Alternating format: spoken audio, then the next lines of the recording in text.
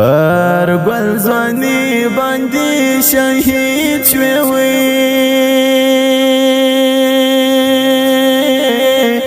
تاله دنیا نه یار وکړل رخصتونه ارمان جار شهید عبدالرقیب جانانانو پر ګل وجود باندې دی یوړه پر هرونه ارمان وي په ډېر ارمان باندې جدا شوې نو الله دې درکړي یار ښکلي جنتونه ارمان جار غم دې زما په زړګي وورینو پزړه کې ګرځوم ستا د ژوند وختونه ارمان وي پر ګل ځواني باندې شهید شوی وي تاله دنیا نه یار وکړل رخصتونه ارمان جار شهید عبدالرقیب جانانانو پر ګل وجود باندې دی یوړه پر هرونه ارمان وي په ډېر ارمان باندې جدا شوې نو الله دې درکړي یار ښکلي جنتونه ارمان جار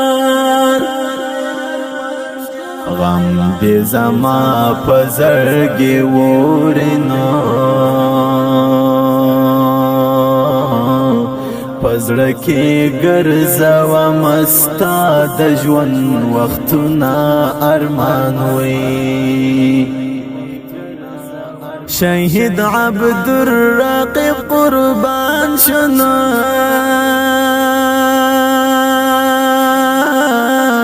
نور خو یې بند شوه تر قیامته دیدنونه ارمان جار زړګی مې درد کوي خوږېږي نه باندې راوړې د ښایسته جانان یادونه ارمان جار ستا و تصویر ته ګرانه ژاړم نه په جدایۍ کې مې زړګی کوي آهونه ارمان جار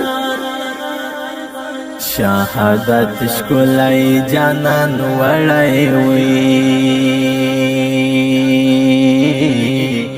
د مولانا حکیم الله لکاروان زینا ارمان جار شهید عبدالرقیب قربان شنو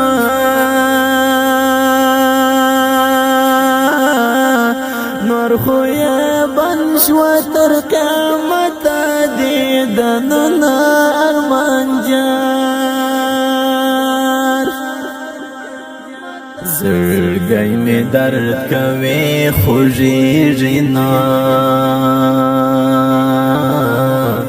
باندې راوړې د ښایسته جانان یادونه ارمان جار ستا و تصویر ته ګرانه ژاړم نه په جدایۍ کې مې زړګی کوي آهونه ارمان جار شهادت ښکلی جانان وړی وي د مولانا حکیم الله لکاروان زینا ارمان جار شایسته ځواني د مرګ یوړنا هر به مې شهاد مینې مجلس ارمان وی عبدالرقیب مو نه هېرېږي وی زړه کې یې پاتې شوه نیمګړی ارمانونه ګرانه جار د کونړ د نړۍ ګلابونه د ساو خوړ کلي کې جوړ دی اوس غمونه ګرانه وی د پاکستان مرتد پوځ شهید کړ پر ګلزانې باندې یې راغله خزانونه ګرانه وی خدایه داسه د غم شپې دي نو ورپکې نشته د خوښۍ مازدیګرونه ارمان جار ای توحیدی جنید یارنو نن دا شهید علی را پات یادګارونه ارمان وی